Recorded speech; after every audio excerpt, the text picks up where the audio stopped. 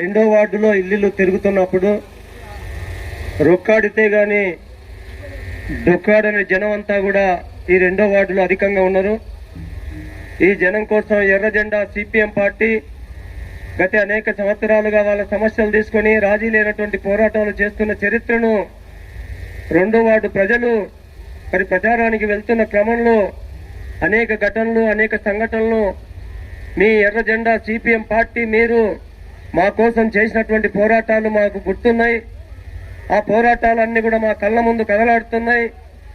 మేము ఎక్కడ తిరిగినా ఏం చేసినా 11వ తారీఖు నాడు మాత్రం ఖచ్చితంగా ఎర్ర జెండా సిపిఎం పార్టీ సుత్తే కొడవలి చుక్క మీదనే మేము గుద్దుతాం అనేటువంటి భరోసా కూడా ఇవ్వడం అనేటువంటిది జరుగుతున్నది.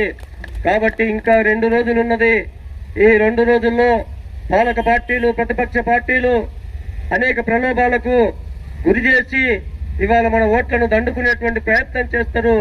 ఈ 2 రోజులు కూడా వారం రోజుల నుంచి ఎట్లాగైతే ఎర్ర జెండాను ఆదరిస్తుండ్రో సిపిఎం పార్టీని అభిమానిస్తుండ్రో ఈ 2 రోజులు కూడా అదే పద్ధతుల్లో నిబ్బరంగా నిక్కచ్చితంగా ఉండి 11వ తారీఖున జరిగేటువంటి ఎన్నికల్లో సుత్తే కొడవలి నక్షత్రం పైన మీ అమూల్యమైనటువంటి ఓట్లు వేసి సిపిఎం అభ్యర్థిని గెలిపించాలని విజ్ఞప్తి చేస్తా ఉన్నాం.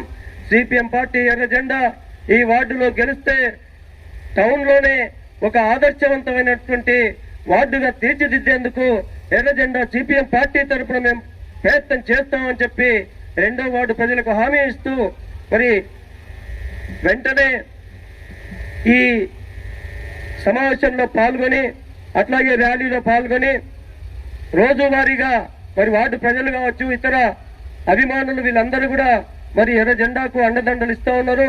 అనేక రకాలుగా సహకరిస్తా ఉన్నారు. ఈ సహకారాన్ని కూడా మునుముందు కొనసాగించాలని చెప్పి మరొకసారి వార్డు ప్రజలకు ఇతర ప్రజానికానికి విజ్ఞప్తి చేస్తూ ముగిస్తా ఉన్నాను.